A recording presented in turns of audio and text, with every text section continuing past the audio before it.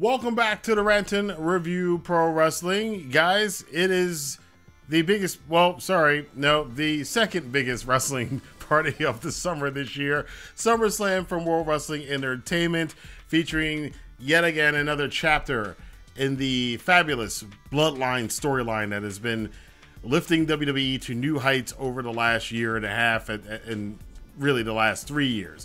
But before we get into SummerSlam, the results, who won, who lost, who turned on who cashed in what, I want to ask you guys, if you're interested, to take a look down in the description box below. You can find some goodies down there. There's basically free money there, free stocks, free crypto. So it's all down there for you. Take a look at it, see if there's anything down there that you might find to help you out. Get a little scratch on the side. But let's talk about SummerSlam 2023. Now, we started off with Logan Paul against Ricochet. This was all that you pretty much expected from this match. There was some underlying story about their fiancés and all this other stuff, but what we got and what we cared about was feats of athleticism from Logan Paul and Ricochet. They even at one point during the match kind of harkened back to The Rock versus Hogan, with Logan Paul doing his Logan leg drop, and which is a split, and then he posed like Hulk Hogan, and then Ricochet doing the people's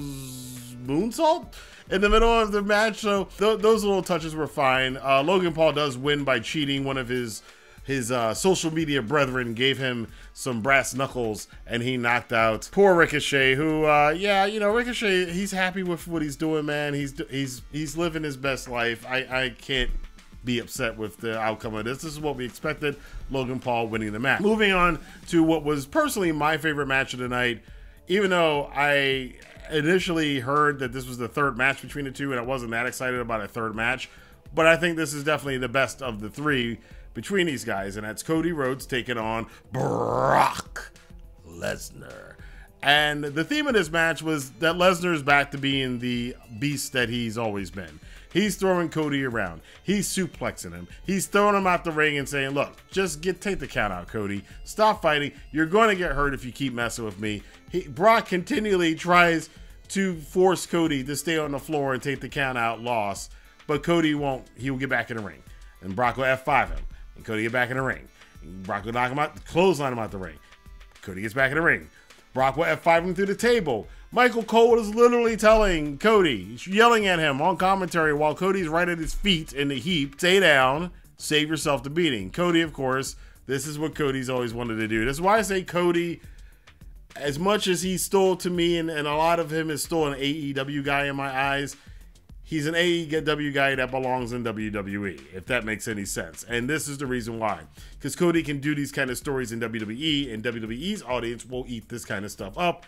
I don't know if you couldn't do this kind of stuff in AEW, being Cody being one of the VPs. So it's understandable there. So Cody makes his comeback. He does manage to get his own Kimura on Brock Lesnar. It was a terrible looking Kimura, but he got one on Brock. And then hit 3 consecutive crossroads, picks up the pin, beats Brock Lesnar. Cody 2, Brock 1. Cody wins the series. Kind of surprising. Very few people win series over Brock Lesnar. And after the match, Brock takes off his gloves. As soon as he did that, I knew it was going to come. Brock leans over and, oh, they're going to fight. We know they're not going to fight. Brock extended his hand, shook Cody's hand. Cody got this really big grin on his face. And essentially, I guess that's what the storyline of this whole thing was. Brock did not feel that Cody deserved the shots that he was getting, so Brock was going to put Cody through hell. He's put Cody through hell. Cody has survived that hell. Not only did he survive, he fought through everything to win. He earned Brock Lesnar's respect, and that's what, I guess that's what this whole storyline is about. And now Cody's going to move on.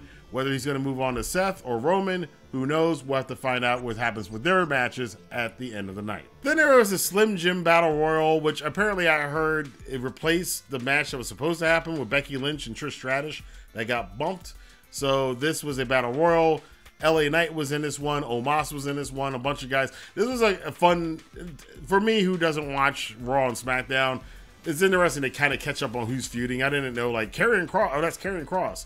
And he's feuding with AJ, and Shinsuke's feuding with this guy, and Bronson Reed's feuding with that guy. So I got a lot of that out of this match. It was a great spot, of course. They all teamed up and got the big guy, Omos, out of there. It does come down to LA Knight and Sheamus LA Knight does win it, and I was watching this match going, the only person that can win this Battle Royal without them getting booed at the building is LA Knight. And LA Knight, yeah, does win the Slim Jim Battle Royal. It really wasn't for a title shot or a trophy or a championship or money. It was just a Battle Royal for Slim Jims. I guess LA Knight gets a Slim Jim endorsement now. I don't know. Maybe that's what it was for. Then we get to the worst match of the night. Shayna Baszler versus Ronda Rousey in an MMA rules match. Now, we already know what everybody's thinking. This is Endeavor and the UFC. You know, WWE's part of that now, so they're trying to kind of inject some of that in the WWE universe. And now I could have told anybody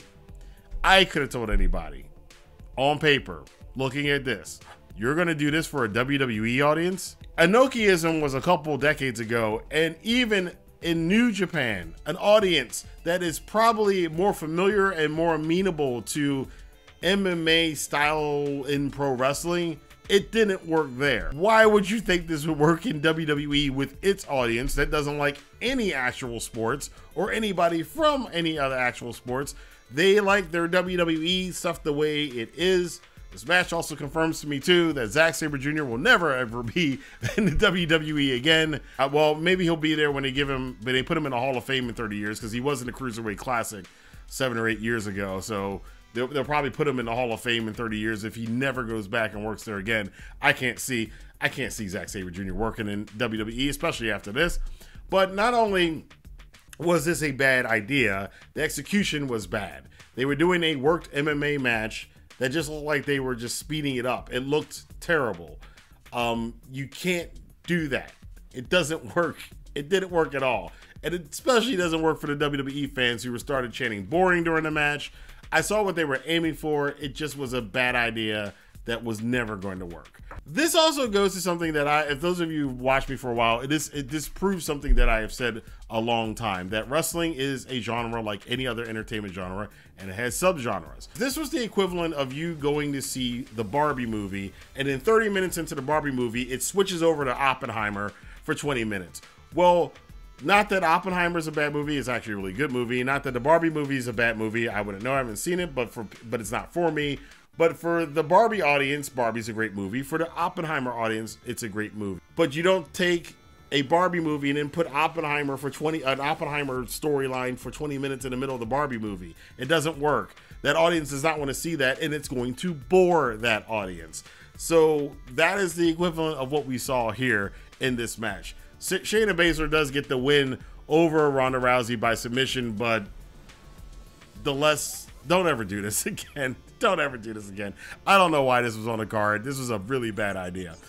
We then go from a bad idea to a really good idea. Gunther defending the Intercontinental Championship against Drew McIntyre. Gunther is, and I can't believe this record is still around, honestly, because this record was set in probably the first year or two that I was a wrestling fan as a little kid. But the Honky Tonk Man's record of being the longest reigning Intercontinental Champion of all time. The greatest Intercontinental Champion of all time is on a roll now. That record is in danger of being broken by Gunther. We've seen records been broken. Demolition's tag team record was broken, but now we're about to see probably the Honky Tonk Man's.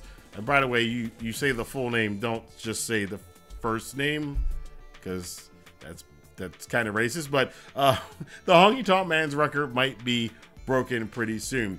Gunther and Drew McIntyre had an outstanding match.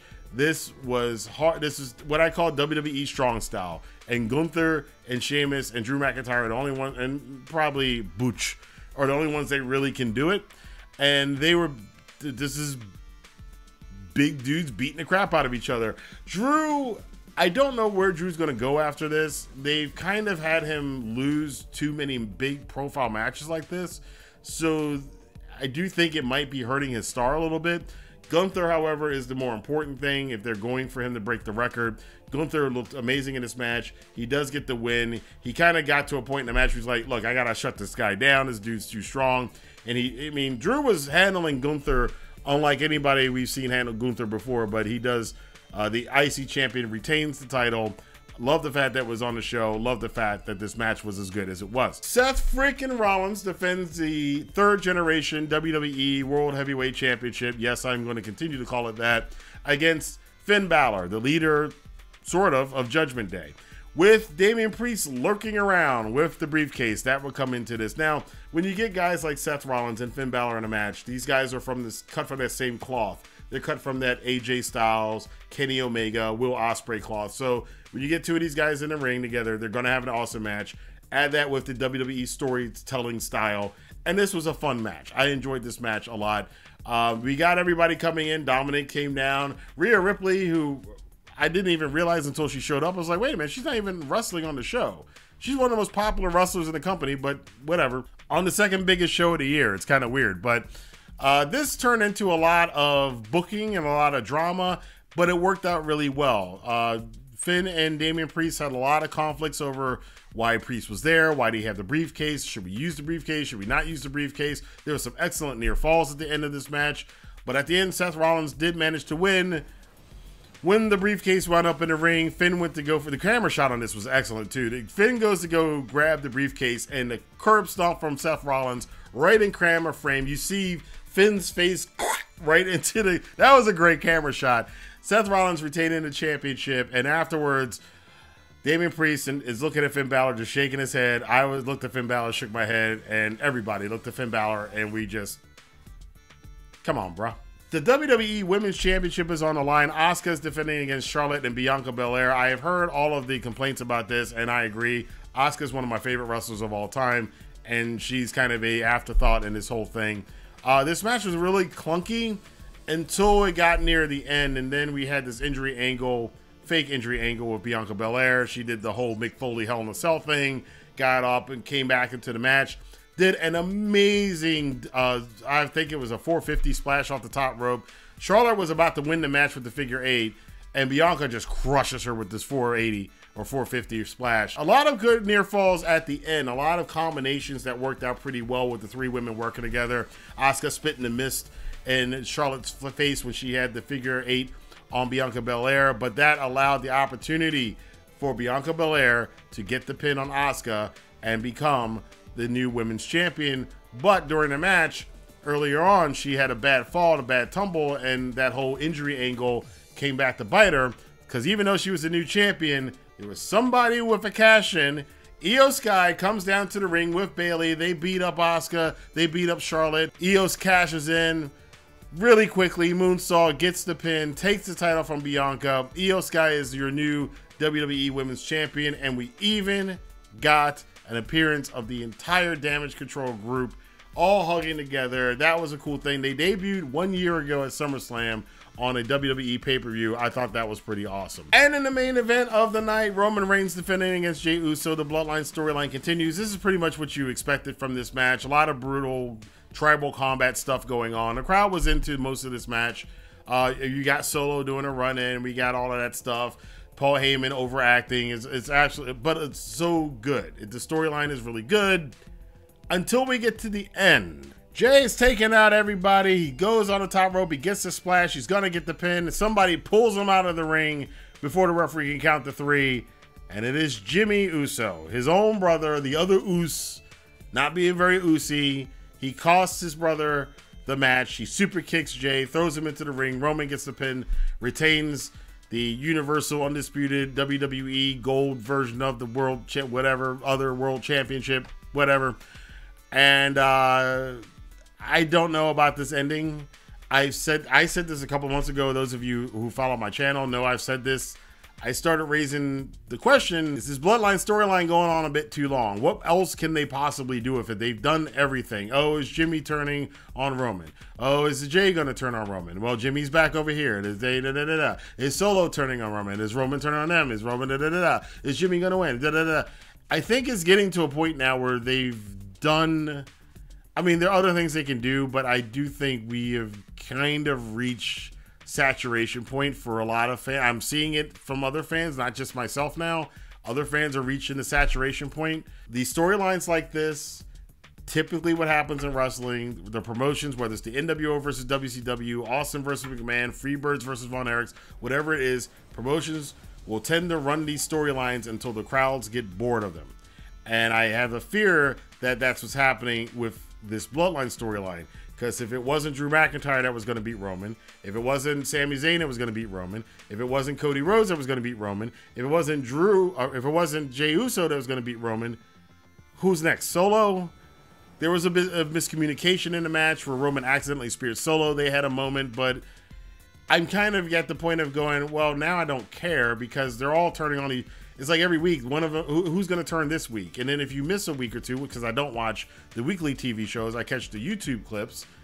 If I don't see this week's YouTube clips, and then next week it could be Jimmy might be back with Jay, but Jay is now evil, and then Solo is, and then they bring it. You know, the shelf life of this is about to run out, unless they come up with some other twist that's going to catch people. But again, you've done almost all the twists. The only person who hasn't hinted at turning on Roman as of yet in any significant way is Paul Heyman, and I'm sure that'll come at some point in time. I don't know. I don't know if the WWE universe, especially the sweaties, they have this tendency to say stuff in WWE is good even when it's not good. And the Bloodline storyline has been excellent. It's one of the best storylines in the history of wrestling. But I do think that that year-and-a-half shelf life, we're coming up on it. And when it starts to get redundant and derivative, I think the WWE sweaties are going to still say it's the greatest thing in the world, and they're still going to tune in and watch just to prove a point of their loyalty to the WWE. So, personally for me, I didn't like this ending. I think that I didn't think Jay was going to win anyway, but I do think for me, and I don't even watch the weekly show, so I can't imagine what it's like for people who watch Raw and SmackDown every single week. The Bloodline storyline needs to come to an end soon. It needs to come to an end sooner than later. I don't know about dragging this out to next year's WrestleMania. But I don't know. We'll see what happens going forward. As far as SummerSlam overall, I thought it was a really good show. My favorite match, Brock and Cody was a great match. Gunther and Drew McIntyre was a great match. Seth and Finn Balor was a great match.